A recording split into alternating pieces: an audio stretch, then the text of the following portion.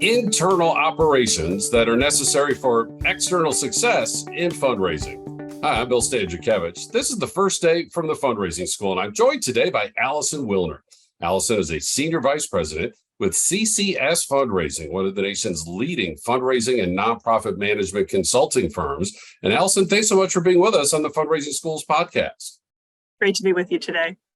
We're talking about internal operations and the importance of the donor database, all based on a report, the Philanthropy Pulse report, published by CCS Fundraising early in 2023. But Allison, before we get to the findings of the study, you really geek out on internal operations and the donor database. You have quite a fascinating story that's led you to this point of national expertise. Help our audience understand your background in this regard. First of all, guilty as charged.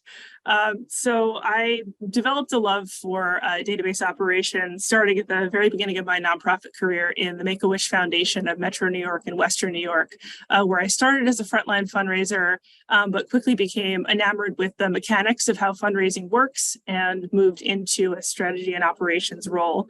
Then when I came to CCS, I founded and now lead our systems and change management practice, focused on the human side of systems and all of the coordinated efforts through people, processes, and technology that make fundraising happen.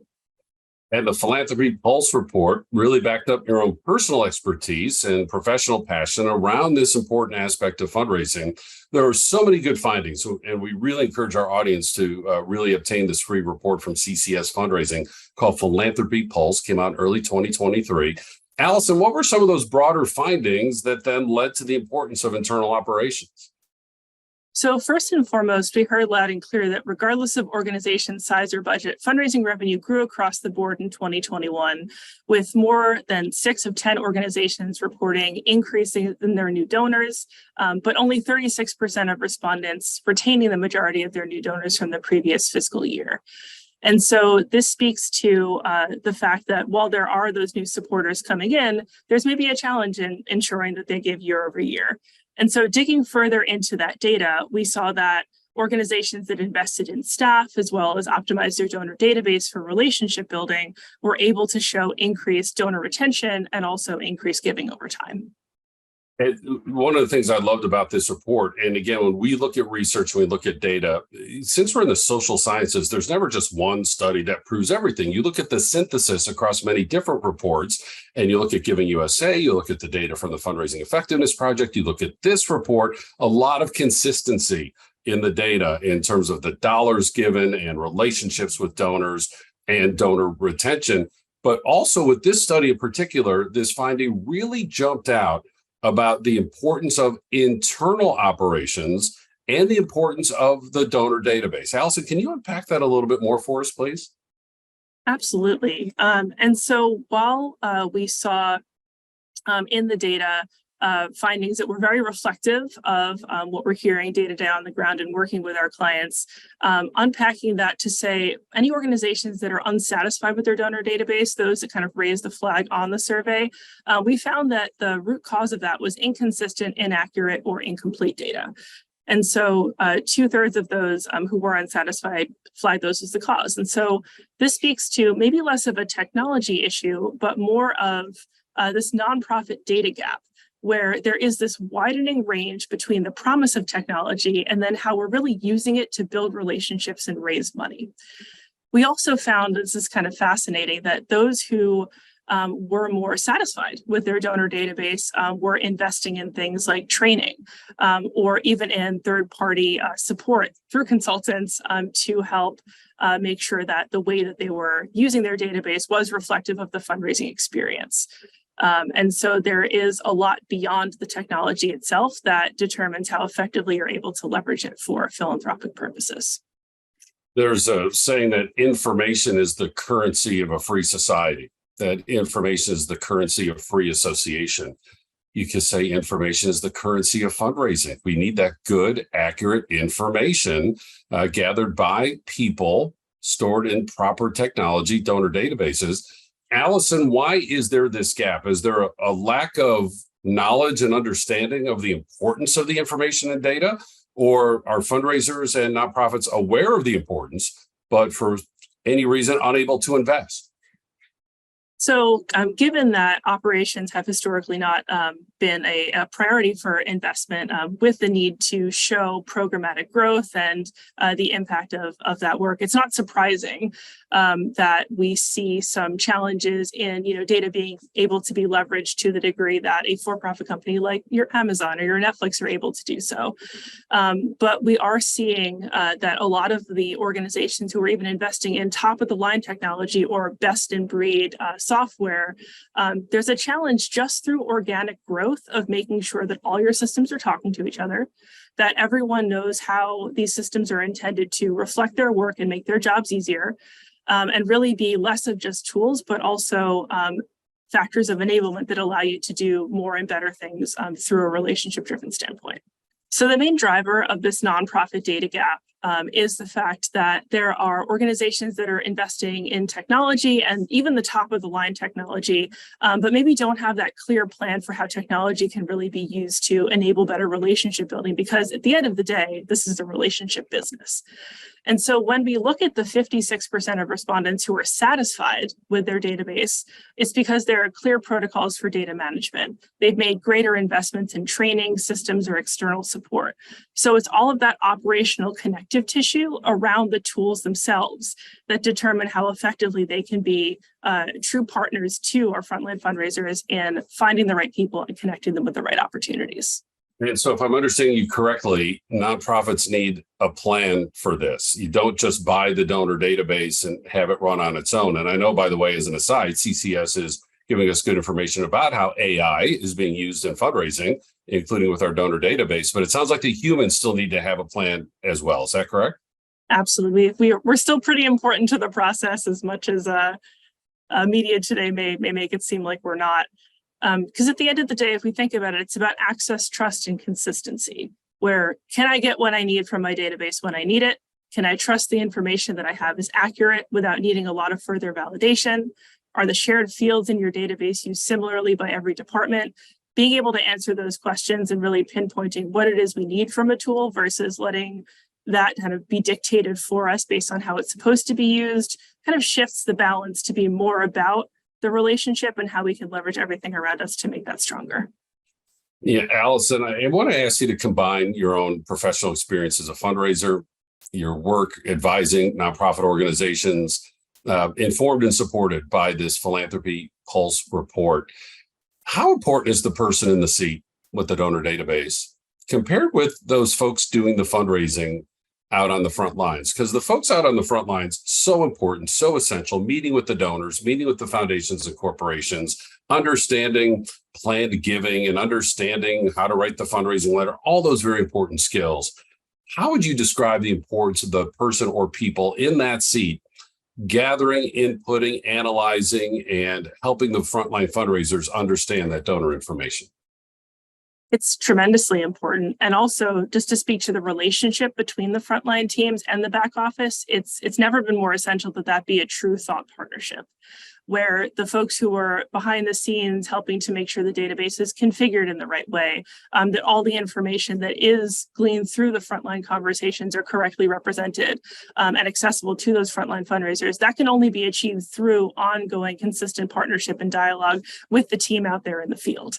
And so we're seeing that role evolve from being more of a just a data-focused role to being one that is really done best in close collaboration and with a fundraising mindset to ensure that we're not doing anything that doesn't actually benefit that relationship just for the sake of having more data. You know, when we talk about data, when we talk about access to data, there's this issue of data privacy. What are some of the ethical issues associated with making sure the donor's privacy is protected and that the nonprofit is handling that data, so carefully? Donors will tell us some very personal, intimate information. What are some of the ethical issues that we want to make sure nonprofits have addressed? Yeah, so it's a tremendous responsibility to be using the data that we have in an ethical way that is respectful of the information that we have. I mean, if you think about information representing people and moments and experiences, that's how seriously we should be taking it. And so with that, there is a real need to say, if I'm gathering information, is it clear to myself and do I feel comfortable representing to the donor how I'm going to use that data?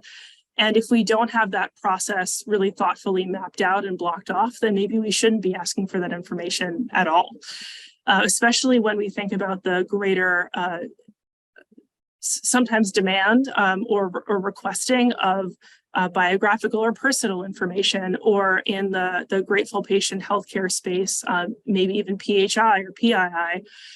We need to really be intentional about what we collect, what we retain, and making sure that internally we have the right policies and procedures for where it goes, how we transfer it, limiting the number of people who can access it.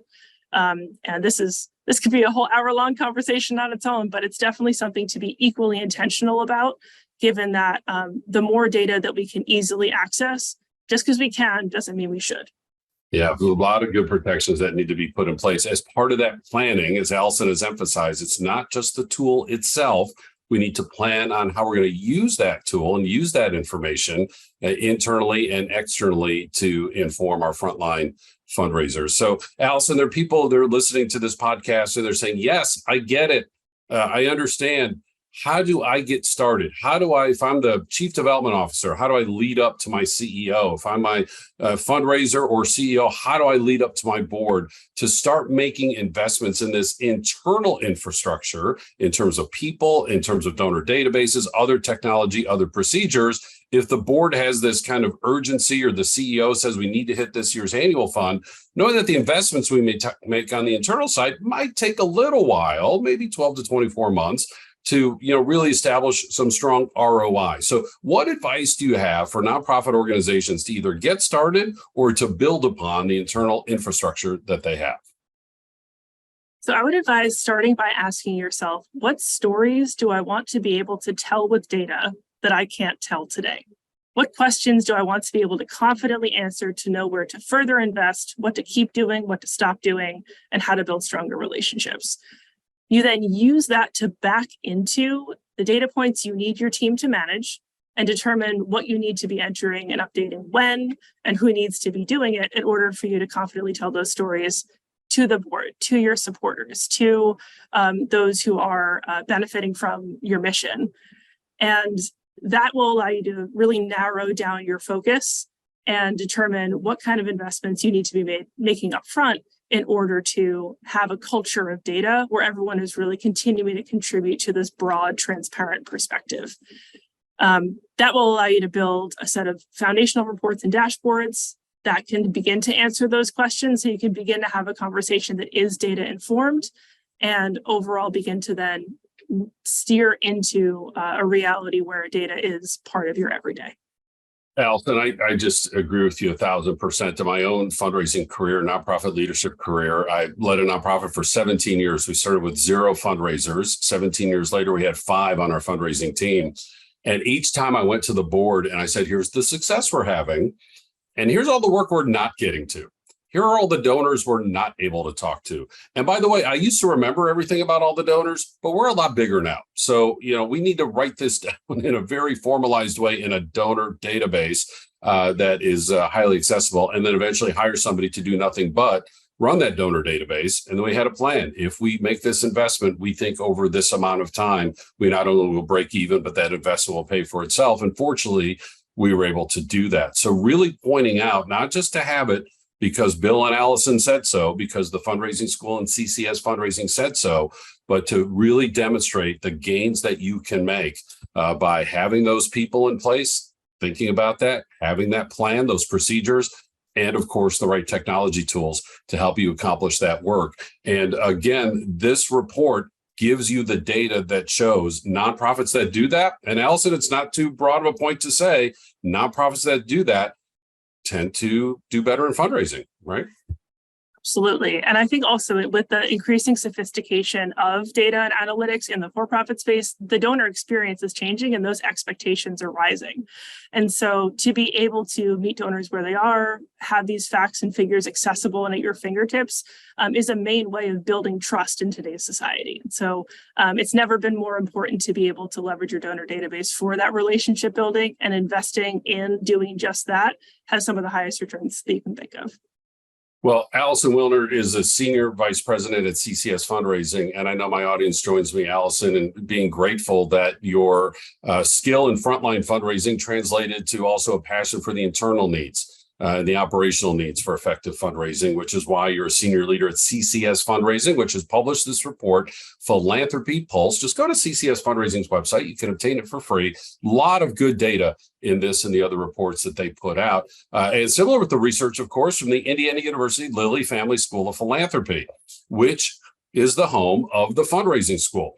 Our alumni meet or exceed their fundraising goals at a rate higher than the national average. We're convinced the reason is, wherever possible, our curriculum is research-based, is data-based. And this is in our 22 courses that can lead to 4 different certificates. We have custom training. These courses and custom training are in person or online, either online recorded or online live in the United States and anywhere across the world. We have quarterly webinars and, of course, these free podcasts. Our website is philanthropy.iupui.edu/the fundraising school. I'm grateful for our guests today, Allison Willner. Our producers today are Mike Anthony and Jennifer Boffman. I'm Bill Stanczykiewicz, and now you are now more fully informed on this first day from the fundraising school.